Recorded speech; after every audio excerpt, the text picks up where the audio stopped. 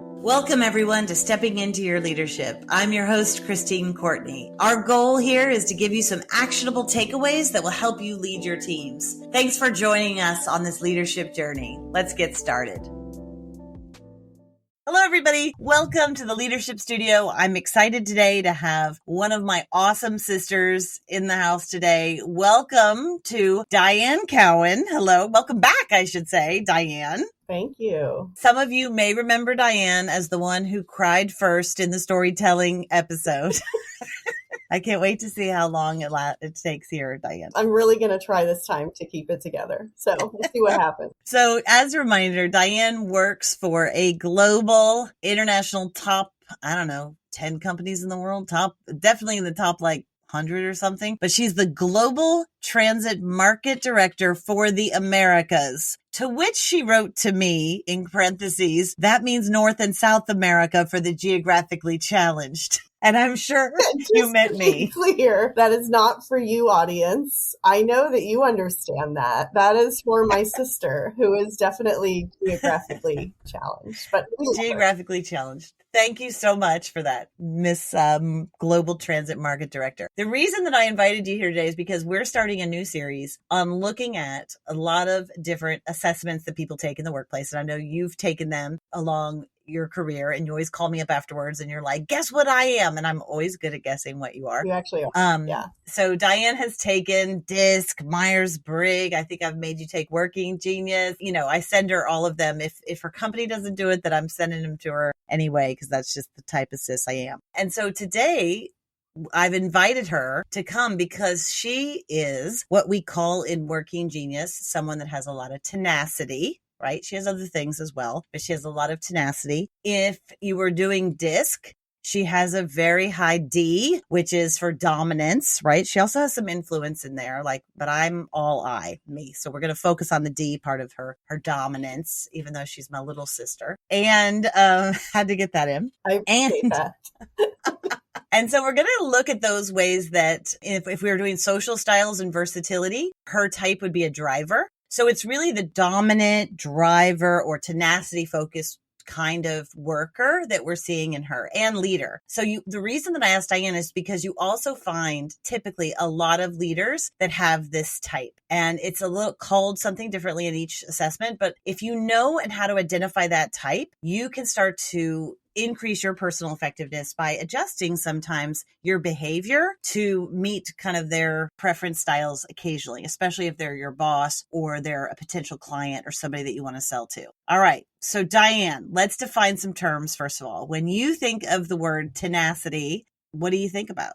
How do you define it? Yeah, well, that's a good question, but I always kind of think back to my minor in undergrad, which of course, no, based on your face, you don't. Figures, you don't know, do you? You don't know what I minored in undergrad. No. Okay. Geology, which, that's right. To define that, because she's looking odd again, is really in part the study of rocks, right? And so one of the properties that you assess in the field when you don't have microscopes, spectrograms, et cetera, to identify a rock is the tenacity of its minerals or the components that make up a rock, right? And you do this by using a hammer or a chisel. So in geology, tenacity refers to a mineral's toughness and its resistance to breaking or deformation when force is applied. So strong, unbreakable minerals have great tenacity, right? And so to me, that is how I think of tenacity in people. You may be flexible or bend, but not break in the face of pressure or force. So that's the way that I kind of think of tenacity. Love it. Yes. A little strong. Bringing a little STEM to the conversation today. That's right. Science, technology, engineering, and math. For those of you who don't know about STEM. Wonderful, Diane. I love that image of a rock, because when we're doing the Working Genius assessments all the time, when we're talking to those tenacity folks, they are the folks that love to bring things across the finish line, right? Very resilient, aren't going to stop, going to make sure you get stuff done, going to make sure you make deadlines on scope, on target, all of those things. And I love that image now of a rock. So I'll definitely steal that idea from you in the future. Also, even when you talk about it, you can hear those other ways that a driver, right, the force or dominance from disc, all of those things kind of overlap. And so that often, it's not always, but we see people who have drivers or have that high D in disc, they also tend to be the same people who score high on the tenacity scale in Working Genius. So with that in mind, because I like to start with what drives you crazy. What drives you crazy about working with people who maybe don't have this or don't speak the same language when it comes to that? Well, and first I just want to apologize to all the people who have worked with me when they've seen my extreme D or tenacity come out in, under fire, if you will, during projects or pursuit of projects on what, we find to be very high pressure because they're large and important to our communities and we're spending public dollars. So we always want to be really, understanding of that and have deference for that, right? So I get really upset with waste on those types of projects, right? So that is one of the big things that drives me crazy is if I feel that as a team, we have actually outlined our goals, what we're going to achieve, and the tasks for which everyone is assigned to achieve those goals.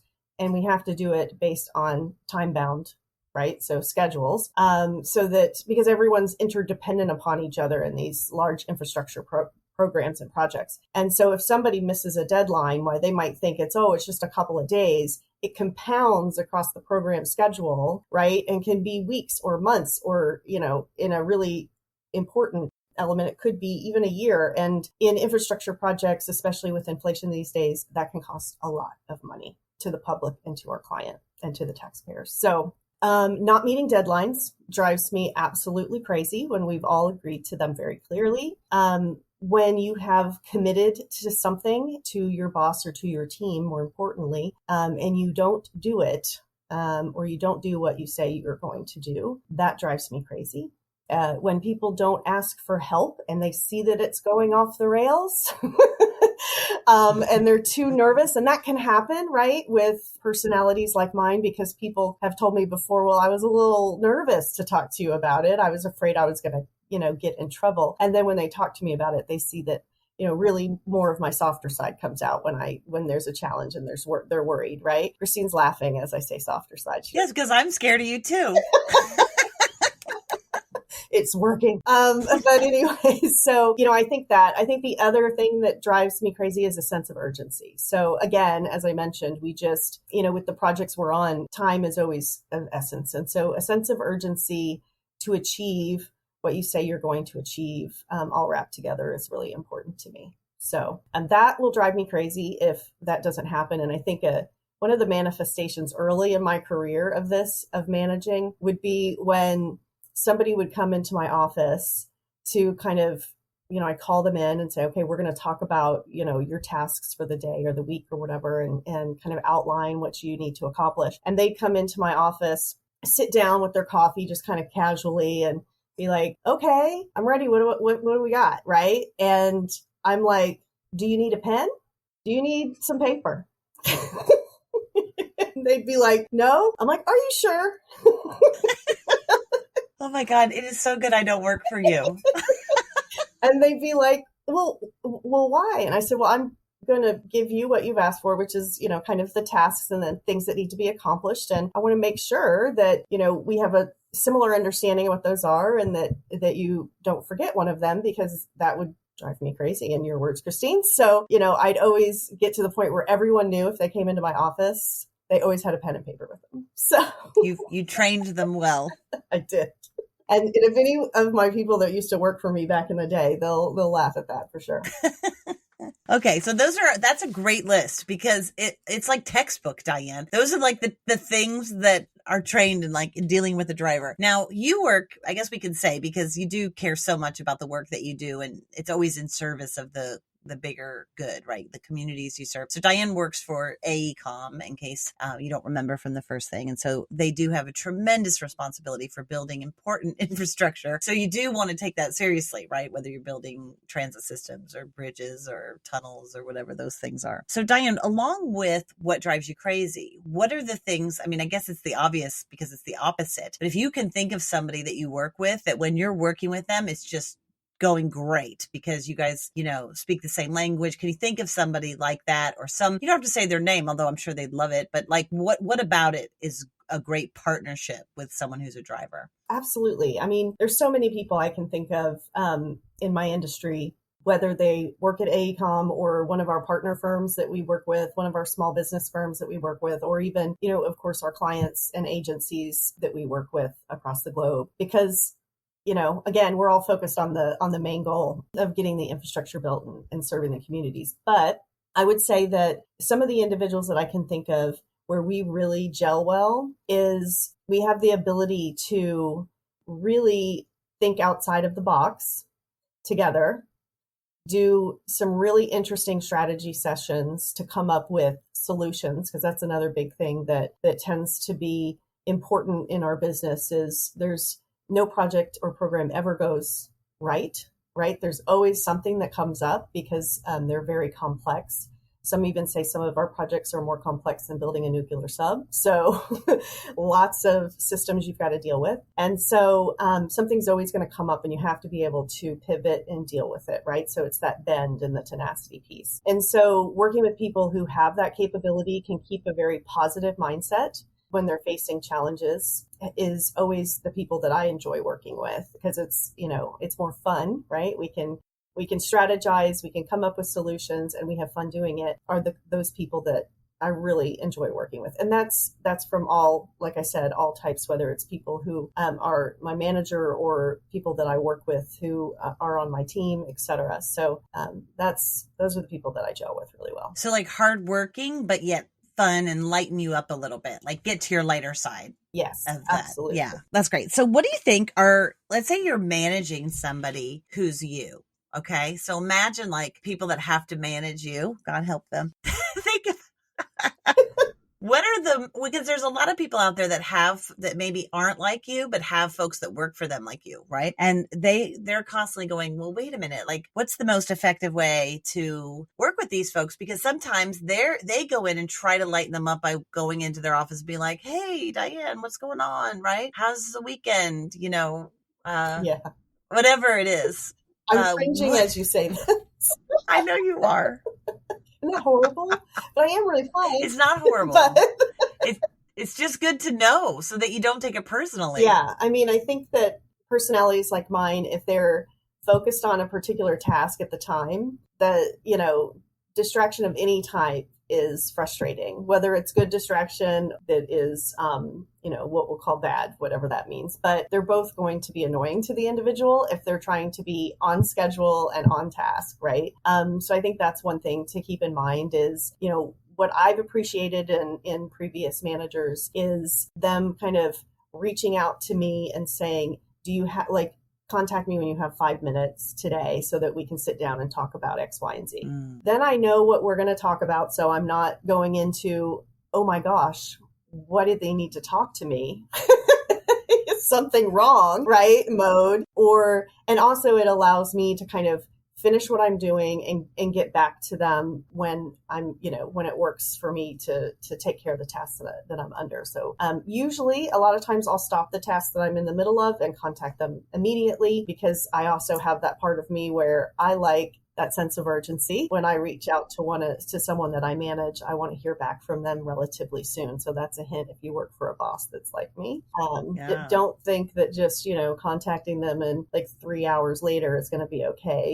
Even if you can't talk to them, just send them a message saying, hey, I got your text or I got your email. I'm in the middle of something, but I'll call you right after, or whatever it might be. Right. So that's something that I think when you're managing someone, or even they're working with you as a manager, is important. I also think I always want to have a lot of runway. So in other words, help clear things from my path. That is one of the things that I appreciate most in a manager is if I work at a really large firm, we have some red tape. I don't think AECOM leadership would complain about me saying that. They probably would laugh at this. And so oftentimes what a lot of my managers will do will help clear the red tape for me, right? So that I can move forward with what I'm focused on, right? The goal that I'm looking at and trying to achieve for the company, knowing that I'm trying to achieve it for the health of the company or for the project or program I'm working on.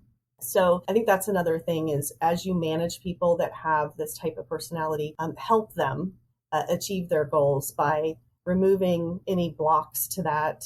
If you hear them complaining about particular blocks, to help them remove them and let them know you're going to do that for them. And then I think the other thing is we tend to also want to have a certain level of autonomy in the work that we do. So we want to be trusted that we are professionals and that we are going to do what we say we're going to do because that's so important to us in the time that we're going to. So micromanaging an individual with this personality will drive them from you quickly.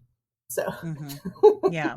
And I'll just say, I don't think it's your whole personality, but it's your behavioral, it's like your work behavior style. Yeah. You know what I mean? Because you have so much more to your personality than just this, but it is like a work style that is important to recognize in someone that like Diane can still be really fun and like a great friend and, you know, a loving, caring sister, but her work style, very like when I have to turn something around fast for her, right? Even if it's, you know, family like invitation to Thanksgiving or something. I don't know.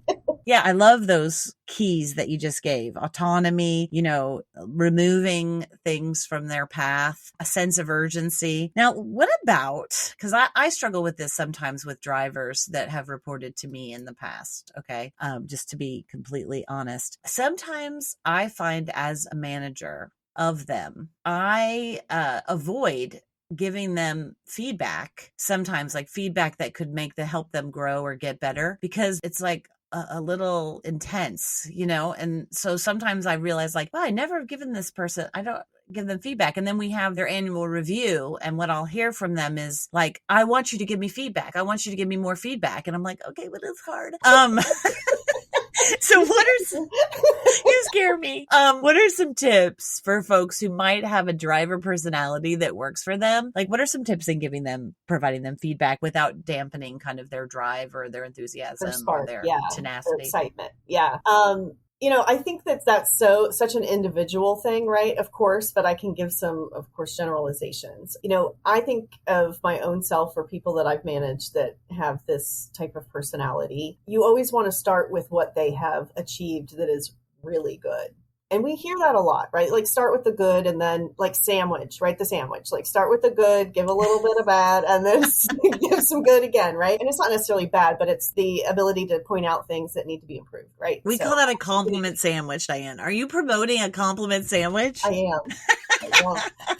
am. Because we tend to be people who pride ourselves on being really good at what we do, it can be difficult for us to hear, you know, any concerns or I guess I'll call them opportunities that people might bring up to us to improve because, you know, we're always trying to improve ourselves. We put a lot of pressure on ourselves to actually improve. I do think that we want those conversations more than people want to have them with us. I agree with you on that.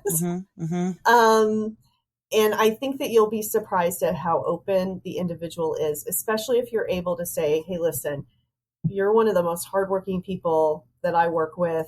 I appreciate so much what you do for us, you know, and give an example of that. And then, you know, kind of jump into there is an area of opportunity that I think we should talk about and see how we can work together to, you know, bring you to the next level of leadership. You know, I think that's one of the things that I've heard from, you know, previous bosses for me. They know that I had been interested in an executive level position. And so being able to approach me from my goal perspective as well is important, right? And say, we know that you're really interested in an executive level position. So let's talk about some executive behaviors that we're looking for at the firm or in this particular position in the future, right? So that it kind of has me immediately switch to goal, Diane, right?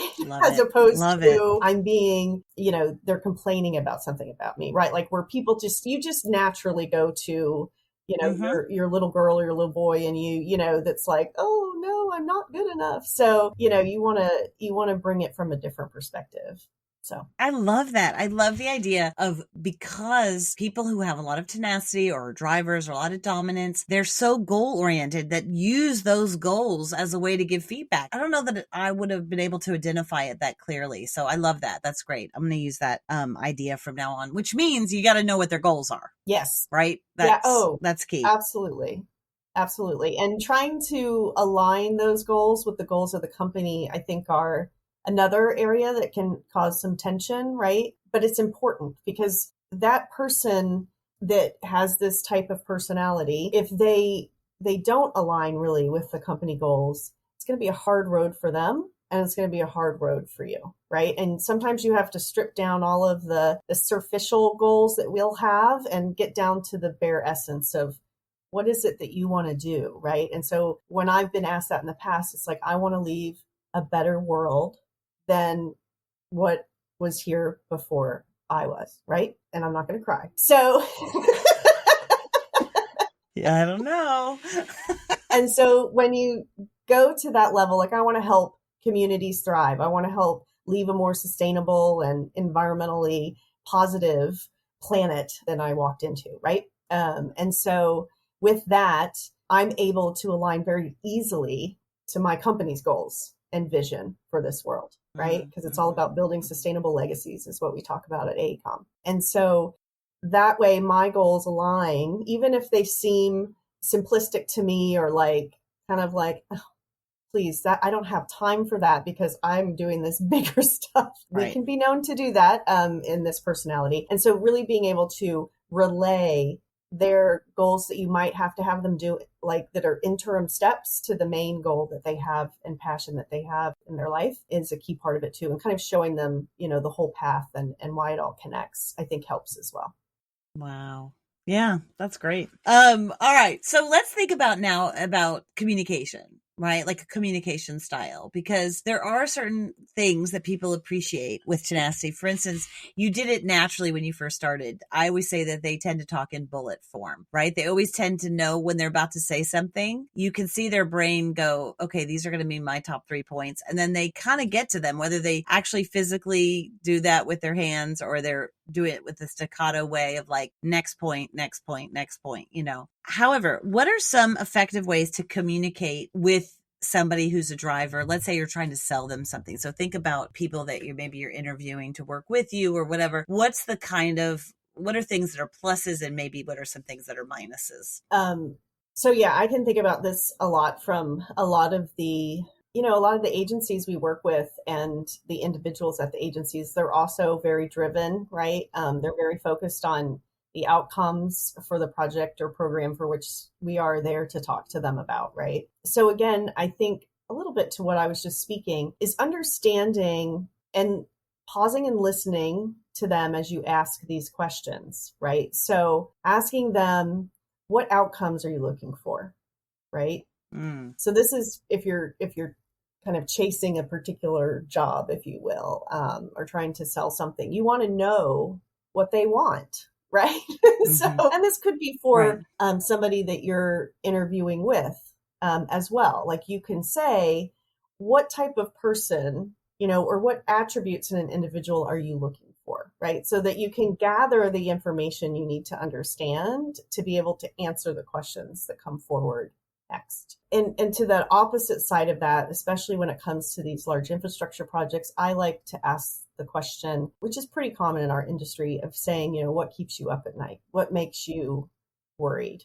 What is the thing or things that you really need assistance with? And asking the question in the sense of what keeps you up at night kind of takes it out of them saying they can't do it themselves, because they're often like me, right? And so that's a way to kind of make it not about them, but make it about, the bigger picture. So those are a couple of the things that I would do so that I could at least understand how to communicate to them about the value that AECOM or the team that we're bringing forward can bring to them, right? So that I'm able to take the point that they brought up about, maybe their biggest fear is, not meeting the schedule or having a significant cost overrun.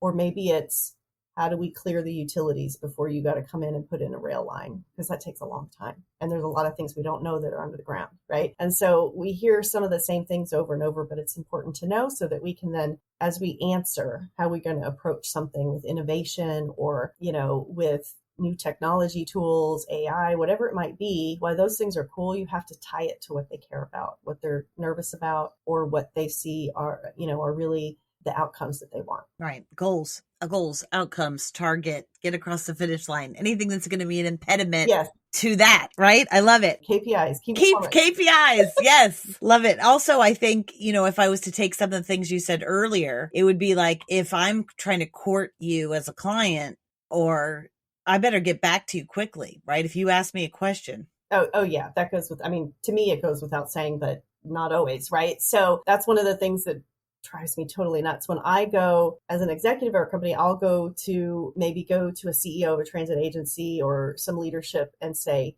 I'm here to just hear, how's AECOM doing for you?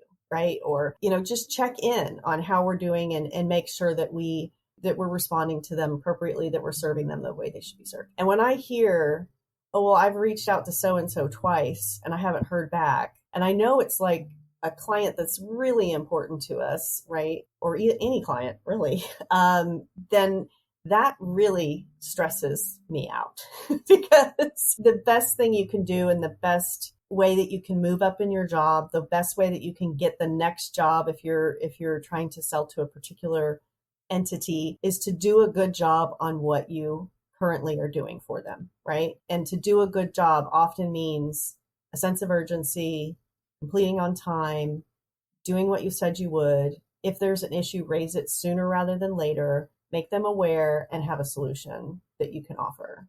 And communicate about it. Like when there's a problem, communication is key. That's the biggest thing I hear from clients is, there was a communication breakdown, right? So communication is the biggest thing. Yeah. When you said that, I can think of like 4 people that I need to respond to before the end of the day. But after I get off this, all I'm going to want to do is close my computer and go have a glass of wine. Right. But it's like, I gotta respond. All right. Even if it's just to let them know, hey, I'll get back to you on Monday. That's all I ask. Okay. So what do we do when, a lot of times we teach this framework. And if you guys if you haven't heard me talk about it before, it's called the situational leadership model. And we've done some episodes on it, but there's this whole idea of like, you take somebody as an enthusiastic beginner, right? And with that kind of person, you just need to try to help get them up to speed on their job. And you're kind of directing. Your leadership style is to be a director, not to worry about supporting them in their emotional state too much because they're enthusiastic when they start, right? Or if they get a promotion, they're enthusiastic about the opportunity. And then, so I think with a driver, that's even clearer, like with someone who has a lot of tenacity or a lot of drive or a lot of dominance, if they're an enthusiastic beginner, I think what I'm hearing from you is it's the same thing, is that you want to give them all the tools that they need to do to be good at their job so that they can have autonomy, which is what they want. That's what I'm hearing from you, right? Okay. So then also, sorry, just to put a point on it, I think it's also giving them the agency to do it. Like telling them you have, my trust to do this, as opposed to, because when someone is first starting a job and they're maybe, newer career, they're a little nervous about kind of stepping out on the edge, even if they have a lot of tenacity. They want to, but they want to make sure that they can, that they're allowed to. So I think just making sure if you're working with a newer career person, I think that's important. And then in the situational framework, the next stage that people tend to go in, no matter who they are, is this idea of disillusioned learner. Okay. So somebody who then they go, oh my God, this is so much harder than I thought. Even if you're a person who is like a goal achiever, right? So with somebody who has a lot of tenacity and so forth, sometimes we don't see it as quickly when we're managing them. But what do you do with somebody to support them and tell them, like, without stepping on their toes, that to kind of motivate them? Because you kind of have to step in and bolster them a little bit there. Anything that is helpful when you start going, oh my God, this is, because you work on big projects and that people come in feeling really confident and then they can be like, whoa, I don't know that I can keep up with all of this, or this is a huge project, or whatever it is when they get overwhelmed. What do you say to kind of cut through that overwhelmedness? Right. It's a really good question. And it's actually a really important one because oftentimes, like you said, some people will be so focused on the goal that they won't pause or a manager won't kind of look and see, oh, okay, this person is struggling, right? And sometimes the individual won't raise their hand that they're struggling until it's too late, right? And, that's something early in my career I learned just because mistakes ended up compounding, right? And so I think that first if the person does come to you and says, I'm really having a hard time. I know where we're going. I'm just not sure the mechanics of how to get there. What should I do? My response to them is, can you go take some time, right? Just an hour, brainstorm either by yourself or with a couple of people that you trust in the business on what are some things that you guys could do to get to the answer. And then come back to me with just a couple of ideas, no matter how crazy or how out of the box you think they are, just come back with a couple of ideas, right? And typically when you do that, they see that it's okay to be wrong. In that particular instance, you've given them the agency to be wrong, right? But it also gets them out of the I can't do this, I'm frozen moment, and gets them back into what they're really good at, which is trying to achieve a goal, right? So now the goal, instead of being the overwhelming goal, is now a goal of like a brainstorm. That's the goal. Yike. So to me, I think that helps because then when they come back, and even if you go, wow, that idea with a little bit of tweaking could be a really good solution, right? And then you talk through the great things that they brought forward and how you've seen it done in other ways, in other projects or programs or whatever it might be, or other teams that you could just turn it a little, right? And let's add a little bit to it. Let's change it a little bit. And then they walk out of there feeling like they helped come up with a solution. So they'll remain motivated and it'll. Yeah, that's good. I like that because it plays into that autonomy piece that you talked about. So, okay, so the next part of the framework is when they move out of the disillusioned learner into what I call the cautious but capable contributor. So this is the person that's like makes up a large part of the workforce. They're contributing. You can't say they're not doing their job, but maybe they're not taking as many risks, or they're a little comfortable, or maybe they're a little bored, or maybe they're just, something is disappointed them. Maybe one of their friends or colleagues got promoted above them. And so they're like, well, I'm only doing this or whatever. Like, how do you take a driver or someone with a lot of tenacity when they're in that, then they're too cautious, like they're not moving to the next step. Every time there's a problem, they're in your office just saying, Diane, how do this happen? How do I handle this? Instead of coming up with stuff. How do you, and maybe they've been there for years, maybe they're like older than you even. Like, what do you do? What are some tips? I've actually been in that headspace before where we all have. Right. And so where for about, I don't know how much time it was. It might've been a year. It might've been less. It might've been more, where I was disillusioned with what I was doing and for different reasons. And so I kind of said, okay, I'm good at what I do, even if I'm not trying that hard. Exactly. That's very honest, but that's what happens in their mind. Right. And so I'm going to throttle back a bit and I'm going to focus on myself outside of work. I'm going to, do travel more. I'm going to do, whatever it is to kind of reset. And honestly, that was the best thing I could have done to get me back into it. Right. Because it brought me back with a fresh perspective. Even though I was able to continue to contribute at work and continue really taking time to yourself to kind of soul search and see, hey, am I doing the right thing? What is my next goal? This is obviously not making me happy. It's not fulfilling me in a way that I want to be fulfilled. So how can I get there? Like, again, it's another challenge, but it's outside of work, right? And so like having a challenge for yourself and figuring out what's next, I think is helpful. So asking them to step back and think about, hey, it seems as though, you've been stalled for a bit. And I really think that your potential is so much more than what you're able to give us right now, whether it's because of the situation you're in, either at work or at home. And, I want you to think about what's next for you and what do you want next, and then come back to me so that we can discuss what are some of the steps we can take together to get you there, right? I always think, again, it's giving them the autonomy to come up with what's next for them or for the project or whatever it is, and then helping them find their way back to it. I think that sometimes when people, and it's happened to me before, where someone else has kind of gotten that promotion, and then I'm sitting there going, well, wait a minute, I was the outstanding for the last, 5 years or whatever. Yes.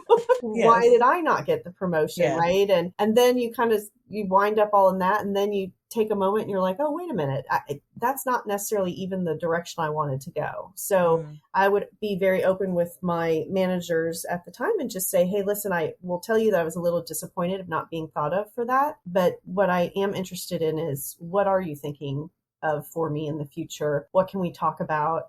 Here are my ultimate goals with business. And that really is what got me onto the executive track, was because I was willing to ask the question, what do I need to do? And be very clear that this is what I want, which a lot of times people are nervous to do that.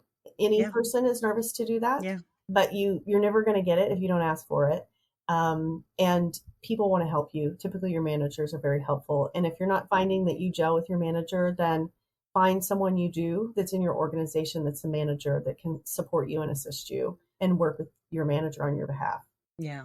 I love it, because it's true. Sometimes we just don't have the guts, or we're stuck, and that really is the time to ask questions of them, better questions, ask better questions of yourself, get some space around those questions. I love it. And then the last part of the framework is the self-reliant achiever. And who doesn't want those folks in your organization? I feel like people with the high D, or people who have a lot of tenacity, want that space anyway, Absolutely. And so I think that's easy, where you're just knowing, like, I'm giving them autonomy, I'm getting back to them with a sense of urgency and so forth. And then it's time to promote them, because they are not the kind of people who are going to stick around with forever without opportunities to grow and have a bigger target to hit. Absolutely. Right. And so then they go back into being an enthusiastic learner with that new job. I love it, Diane. I love it. Thank you.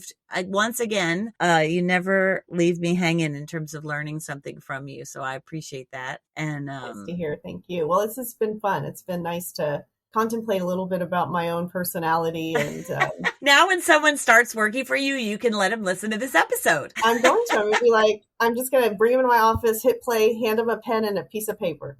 Yeah, give him my number. I'll give those some extra notes. All right. Thank you, Miss Global Transit Market Director for the Americas. I appreciate you being here, and you only teared up once. I did notice, but you held it back. Anyway, thank you. And I will imagine that the force of that rock with all of my wonderful tenacious people out there. So thanks again. Thanks guys for listening to Stepping Into Your Leadership. We'll be back next week with a new person to interview about their style. So thanks so much. Bye. Thanks everybody for listening. I'd like to give a special shout out to our podcast producer, Richard Francisco. Check out our notes for any details. And if you get anything out of this, please follow us. And if you enjoy it, please take a moment to rate us or write a comment. It will mean the world to us. We'd love to hear from you.